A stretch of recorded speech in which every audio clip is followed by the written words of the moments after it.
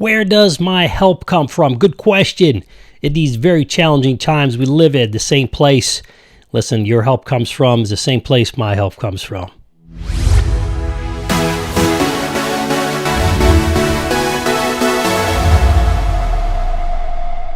Greetings, everybody. My name is StevenGarofalo. This is Reason for Truth, where the truth comes first and the reasons come last, but where we're always in constantly learning, because when we stop learning, we stop teaching, or at least stop teaching well. Reason for Truth is the channel and the organization that helps you, both Christian and non-Christian, cut through the fog of culture's distorted truth. Because in our relative world, the truth doesn't change, but the human will to distort it certainly does.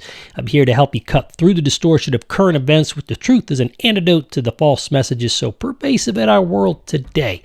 Before we get started, make sure, boom, Gonzalo, Sinistro, Italian, right hook or left hook, whatever you are, doesn't matter, left or right. Just smash that subscribe button and boom, go ahead and hit that alert bell down there. Then share this with all your friends. You don't want them to miss. It'd be selfish, right, not to share the love? All right.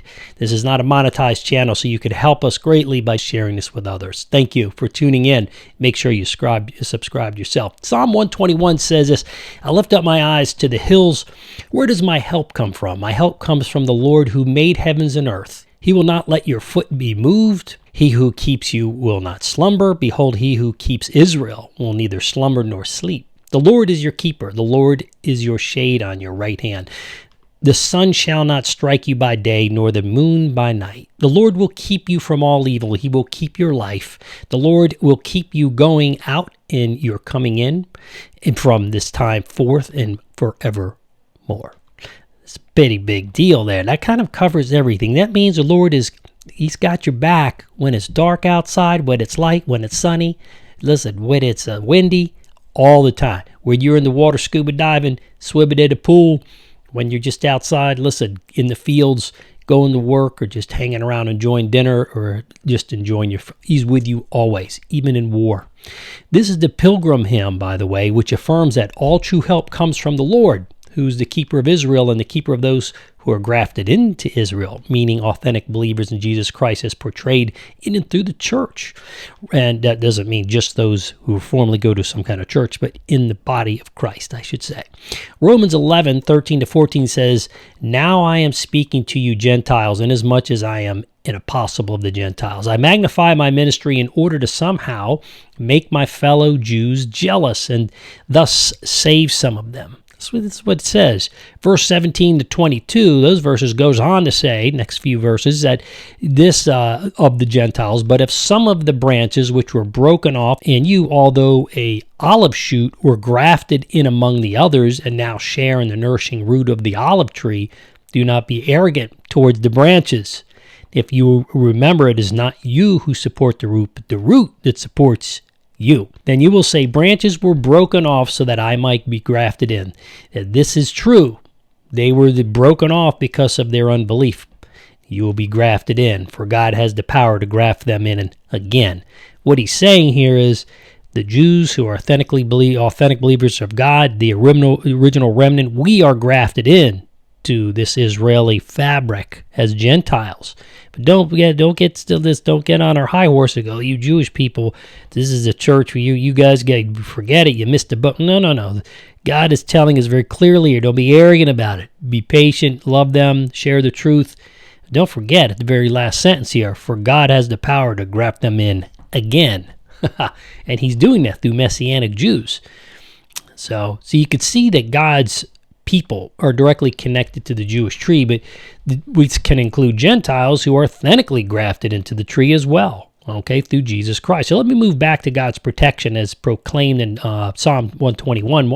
Psalm 121, verses 1-2, the psalmist's reason for looking to the hills, whether as a potential refuge or as a menace, being a threat or a worry about robbers, he affirmed that his trust is in the Creator, not only in these hills, but in the entire universe. See, when God asks these questions, like myself comes from the Lord, who made heaven and earth? Well, this is going to lead to our next point. See, Psalm 121, 3-4, the psalmist is quick to point out that the Lord is not sometimes, but always alert to protect his people. He does not slumber as we humans do. So he does not slumber even momentarily, or he doesn't sleep soundly, or listen, as we do. He just doesn't do that.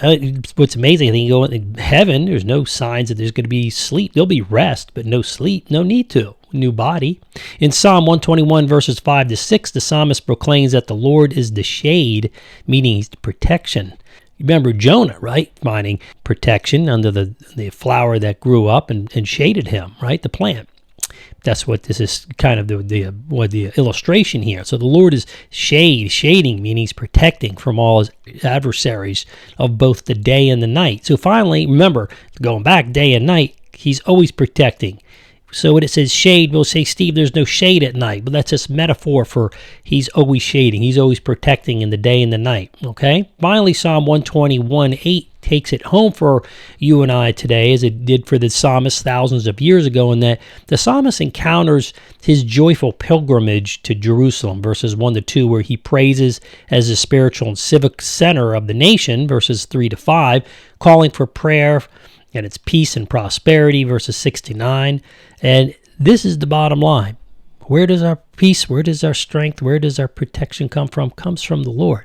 See, in conclusion, this is the second part of this explaining of the Psalm 121 we've been working on. This is a song of trust, and is the second song of the ascent. See, Psalm 120 sets the stage for the Israelites' journey to the holy city. The poem is a song for the road and for you and I today. And no matter what country you live in or I live in, we have no choice but to ride down that rocky road at present. See, the good news is that God is our provider, he's our protector, and he is our help. And we know where our help comes from. It comes from God. That's a simple point, but it needs to be hammered in over and over. It comes from God himself. The answer is the same for you as it is for me and everyone else who places their faith in Jesus Christ. And that's the great news. So what we can do, listen, we can be confident. We can rest knowing God's got this. He's where your strength comes from. Here's where my strength comes from.